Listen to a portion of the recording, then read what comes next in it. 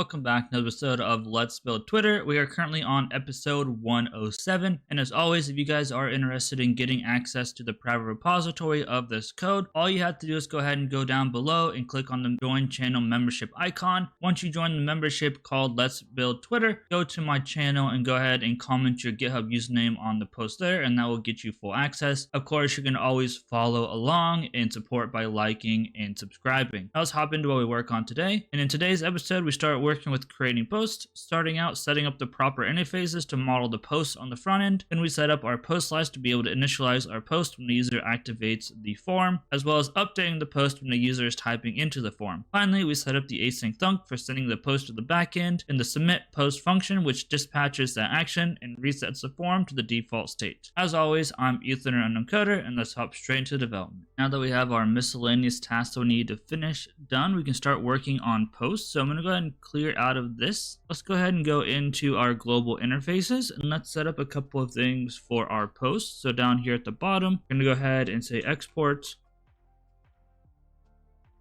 interface, and this is going to be a post image. This is going to have an image ID, which is a number. Baby, if I could type, oh my goodness, my fingers are not working. We're going to have an image name, which is a string. We're going to have an image type, which is also a string. And we'll have an image URL, which is also a string. Then we actually need our post, so export interface post. In here, we'll have a post ID, which is a number, have content, which is a string. We will have a posted date, which is optional, which will be of type date. We're going to have an author, which is a user. We're going to have replies, which is also optional, post array. We'll have likes, which is a number. We will have images, which is a post image array, up to 4 of them. We have reposts, which is a number. We have views, which is a number. Number. We have scheduled, which is a Boolean. We have a scheduled date, which is also optional date. Then we have audience. So audience will be everyone, or it will be circle. And finally, we'll have reply restriction, which reply restriction will be everyone, or it will be follow, or it will be mention. Baby. All right, so those are our primary interfaces that we need. Let's go ahead and create a post slice and get this stuff up and working. So go ahead into here, go to our Redux slices, new file, and we'll call this post slice.ts. So we'll go ahead and import our payload action and our create slice from Redux toolkit. Then we will import our post from our global utils. So let's go back to our utils / global interfaces. Then we'll go ahead and say interface post slice state is going to have a loading, which is Boolean. It will have an error, which is Boolean. It will have a current post, which is a post or undefined. So we don't have a current post created, or if we're not currently in the process of creating a post, it won't be there. We'll have post, which is just going to be a list of posts. So this will be kind of like the current posts that are displaying on the feed or inside of a profile or whatnot. The const initial state, oh my goodness, will be a post slice state equal to loading false. Our error will be false. Our current post will be undefined because by default, we won't be creating a new post. Finally, our post will obviously be an empty array because we haven't loaded any unless we actually, I guess, call to load them. So what we'll go ahead and do is export const, and we're going to go ahead and say post slice equal to maybe post slice is equal to create slice. I do not know why I cannot type right now. I grabbed the wrong thing. Create slice. There we go. Name will be post, and then we'll have our initial state. We'll have our reducers, and we're gonna go ahead and say initialize current post. So whenever they start typing, we will initialize some state action, and then this will be a payload action of type post. And that's why some things are optional, because we set like the date and stuff like that on the back end. So if not state.currentPost, state.currentPost is going to be equal to action.payload. Otherwise, we're going to go ahead and say state is equal to state, and then we're going to just update the current post. Action.payload. And then outside of all these, we'll return the state. Then what we'll go ahead and do is at the bottom, we will go ahead and export const initialize current post is equal to post slice dot reducer, or actions, actually, my bad, actions. And then we're going to say export default, and this will be post slice dot reducer. Right, now we need to go ahead and register this in the Redux store. I'm going to go ahead and close out of these, and if we need them later, we'll grab them, go into our store, and we're going to go ahead and just import our post reducer from our // Redux. I don't know why I did // it should just be // so I don't know why I did it like that, but who knows. Whoops, post slice.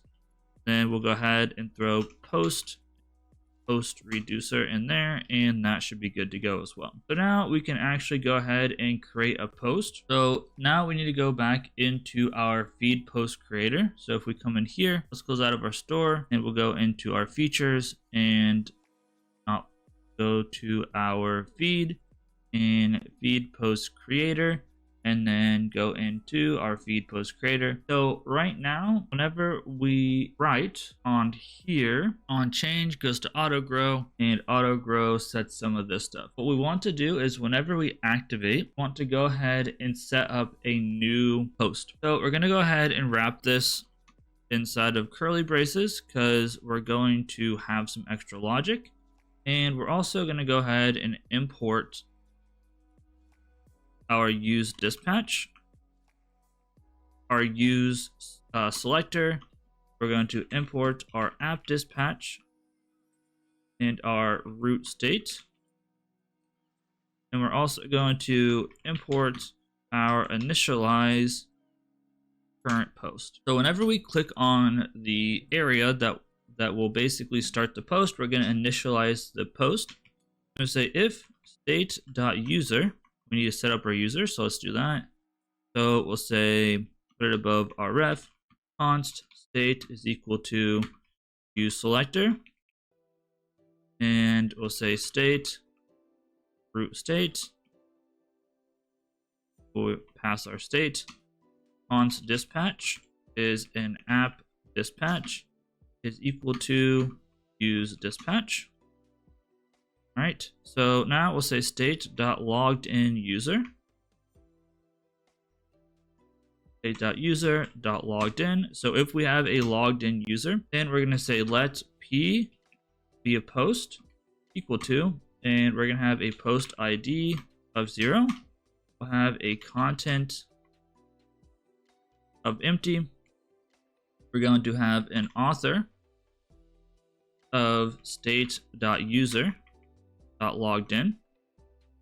That's what we need to check to make sure they're logged in. Likes will obviously be 0. Images will start out empty. Our repost will start out as 0. Our views will start out at 0. Our scheduled will be false by default. Then our audience will be everyone by default. In our reply restriction will be everyone by default. So now we have our post. What is post missing? Not find post, so we need to also import post. So import post from global interfaces. We have everything. So now we set up that post. So now we want to dispatch our initialize post, initialize current post with P. And cannot find P because I did it outside. Make sure it's inside the if statement.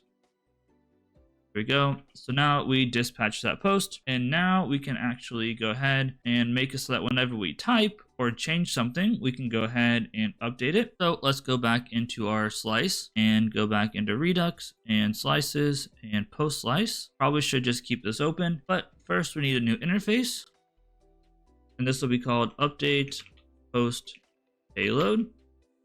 And this is going to have a name that's a string, and it's going to have a value, which can be a string, a number, or a boolean, because those are the options that we have inside of our post. We're just going to go ahead and create a new reducer in here. So whoops, make sure it's actually inside of reducers. So create a new reducer, update current post state, and action will be a payload action of type up. What I call this, make sure I actually name this with an uppercase. Update payload, update post payload. There we go, that's better. And we'll set up this function. So what this is going to do, and did I goof something? Do I need this? There we go. So all we'll do is, again, we'll say if state.currentPost. We have to make sure there is actually a current post. State.currentPost is equal to ... We'll say state.currentPost. Otherwise, we're also going to say action.payload, and then .name is going to be equal to action.payload.value. So this will get the current post, keep all of the information that's the same, and then update whatever property we're actually trying to update. Then at the end of this, we'll return our state. Then if we don't have a current post that we're trying to update, so we can't update the current post unless there is one, we'll just ignore it and return the state, and all will be well. Cool, so now we need to also go ahead and export this. So we'll go ahead and update current post and save. And now back into our feed creator. Inside of our auto grow, we wanted to go ahead and dispatch the change. So let's also go up here and we'll say update current post. And in here, as long as everything is good to go, we'll go ahead and dispatch and update current post. And what we want to update is the content, right? And then we also want to update the value as e.target.value. So whatever value we have inside of the text box, basically. Apparently Redux is broken currently. I don't know why Redux DevTools is broken. Let's see if it, okay, this is really small text, but it opened at least. Let's make it, well, I can't make it too large because then we won't be able to see anything. But right now our post is empty. There's no current post, nothing. So if I hit enter and let's see, now current post has no content in it, right? So it's just empty. And if we say something like hello and look at our Redux DevTools and scroll down, our content says hello, everything else is fine. So it is working as we expect, even though Redux DevTools is a little bit strange right now. That's good to go. So now what we want to do is, since we can actually type, update the current post, all of that stuff, we actually want to go ahead and implement sending this to the backend. So guess what? Once again, we're going to hop into our post slice, and this time we'll make a new interface again. So interface, and this is going to be create post body, and this is going to have a content of type string. This will have an author, which is a user. This will have replies, which is a post array, and we'll need to import user, so let's go ahead and do that before I forget. Cool. We'll have scheduled, which is a boolean. We will have a scheduled date,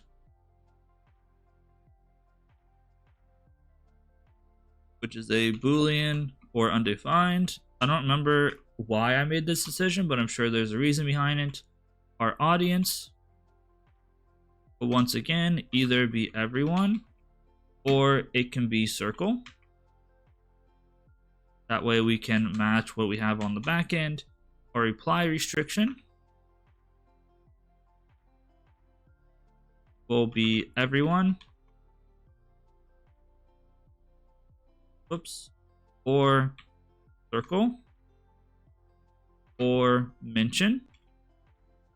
And then we have one final one, token, which is a string, because our token is stored in a different slice, so we need some way to get it. So this time around, we're going to go ahead and create an async thunk. So export const, and we're going to say create post is equal to create async thunk. I don't think that was imported, so I think we just imported it right there. So be aware of that. Post / create, and then we're going to say async, and our body will be a create post body, and then we'll have our thunk API. We could call that payload or whatever you want to call it. I just call it body. I don't know why. All right, cool. If I could type, that'd be awesome. So we'll set up our try catch e, and we'll say thunk API dot reject with value and pass in that e, and that's fine. We'll deal with that in a second. And then now we're going to say let post equal to, and then content is going to be body dot content. Our author is going to be body dot author, and then our replies will be empty, which will have to be obviously refactored at some point to actually have any of the whatever they're called threads that they make scheduled. Will equal to body dot scheduled. Our scheduled date will be body dot scheduled date, which could be undefined. I think that's why we had to set it up that way, even though it is technically optional. Audience will be body dot audience. Finally, reply restriction will equal to body dot reply restriction. There is our body for our request. So then what we can say is we can say const request is equal to await axios dot post, and then this will go to http:// local host 8000 /post. And I've seen some cool things that you can do with Axios that we should probably set up, but it is what it is, where you don't have to set up headers and all of that stuff. We need to go ahead and import Axios, so let's go ahead and do that. And then we need our headers. So our headers, once again, will have an authorization, and then this will be bearer, and $, this will be body dot token. And that should be an S. There we go. Now we need to do something with that data we get back. So we'll return our rec.data after everything's said and done. So that will go ahead and make a request to our backend to post the actual post. And now we need to build our builders. So let's go ahead and go down here, and we'll go ahead and say extra reducers :builder. Then we'll go ahead and say builder add case, and this will be create post dot pending, and we'll have our state and our action. And here we're just going to say state equal to ... state, and we'll set our loading to true, and we'll return the state. Very simple. And then we will have our builder dot add case, and this will be for create post dot fulfilled, and we'll have our state in our action. All right, and then this will be let post be post equal to action.payload. We need to do this, otherwise TypeScript will complain. State will equal to ... state, and then we're going to go ahead and append the post to the top of our feed, because that's what Twitter does. We could have done this a different way. We could have called get post or whatever, but we're going to go ahead and add our post and ... state.post. We're going to append the post to the array. Loading will be false, error will be false, and we'll set our current post to undefined. So there's no more current post basically, and we'll return state. This might break things. We might have to make like a deep copy of the array and do some stuff, but we'll get to that at a later date once we actually start displaying post. And finally, builder.add case and create post.rejected. Have our state and our action, maybe. And here we're just going to say state is equal to ... state, error is true, and I forget to return state in the code, but return state. So we are about ready to actually send the post, and we're about to, I don't want to say run out of time, but we're getting to the point where we're getting pretty close on time for what I want to build here. So let's go ahead and go back into our post creator. Now, whenever we hit this button that says post, let's go ahead and set up our submit post function, const submit post. We'll just do an arrow function. We'll say if state.post.currentPost and state.user.loggedin. We want to make sure the user is logged in. We want to make sure the post is good. We'll let body equal to, and we'll say content equal to state.post.currentPost.content. We'll say author is equal to state.post.currentPost.author. Whoops. Of course, that could have been our logged in user. It doesn't really matter. Replies will start out as empty unless we change that at a later date. Scheduled will be state.post.currentPost. And then this will be scheduled. Our scheduled state will be state.post.currentPost.scheduled date. And our audience will be state.post.currentPost.audience. Our reply restriction will be state.post.currentPost.reply restriction. And then our token will be state.user.token. At this point, the token should be in there. And then we will dispatch our create post. Go ahead and do that. And then this will be the body. And let's see. Body, what am I missing? Content string. I messed something up here, I think. Types of properties, scheduled date. Incompatible. Scheduled date should be a date or undefined. Still broken, huh? Oh, reply restriction. Type everyone or follow or mention is not compatible to type everyone circle mention. Everyone circle mention. Where did I break this at? So this one should be circle. And that fixes it. Okay, so that will dispatch that. Then we'll say if, oops, not if, then we'll set active false. Then what we'll do, also grab use effect, go ahead and import that. And inside of use effect, we will watch state.post.currentPost. And this works because we're going to set to undefined. We'll watch post content and we'll watch activate. That should all be fine. And then we're going to say if not state dot post dot current post.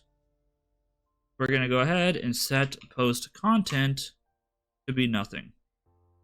We're going to reset everything and call it a day. So theoretically, as long as the user is logged in, this should allow us to send in a post. So let's see if it wants to work. We'll say, hello, this is my first post.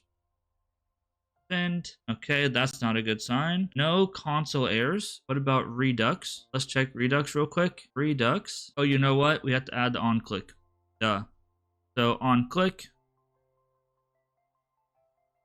equal to submit post. We have to add our on click, obviously. Now, if we send post, the content didn't reset because we need to, although that should have reset that, but let's at least make sure that Redux sent the create post. If fulfilled, let's check Postman. Actually, let's check dbeaver because I don't feel like logging in. Let's check really quick. Post, yes, current post is gone, so that should have definitely updated. Let's take a look at my database. If we take a look at dbeaver, you can see that my first post was posted and it has our author ID and everything. So I'm not sure why this part didn't work. We also want to go ahead and add one more thing into our submit post. We're going to say if our text area ref and text area ref dot current. We're going to go ahead and say text area ref dot current dot blur, which will unfocus. Then let's make sure that the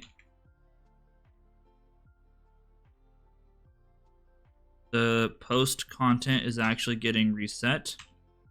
Let's try this again real quick. We'll refresh. We'll say hello. Let me actually open up the console. Hello, this is a second post. Send.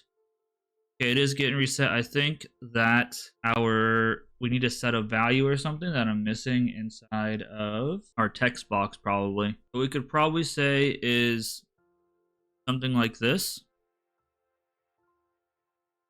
We can say text area. This is kind of off the cuff. Current dot value equal to nothing. And I imagine that should do it. So if we say, we refresh again, this is a third post. There we go. Didn't blur it for some reason, but I'm not that concerned about it. It'll be fine, I believe. And let's double check code. Okay, so I guess it isn't going to blur it, but it did reset the value, which is perfectly fine. So everything should be good. So now we can actually create posts and send them to the backend. What we want to work on next is making sure that we can actually change who can view and who can actually reply to the post. Unfortunately, that's going to be it for today. If you guys enjoyed, please stick around for the next episode by hitting that subscribe button. You'll know exactly when it comes out, especially at that bell icon. If you did enjoy the content today, please sure leave a thumbs up.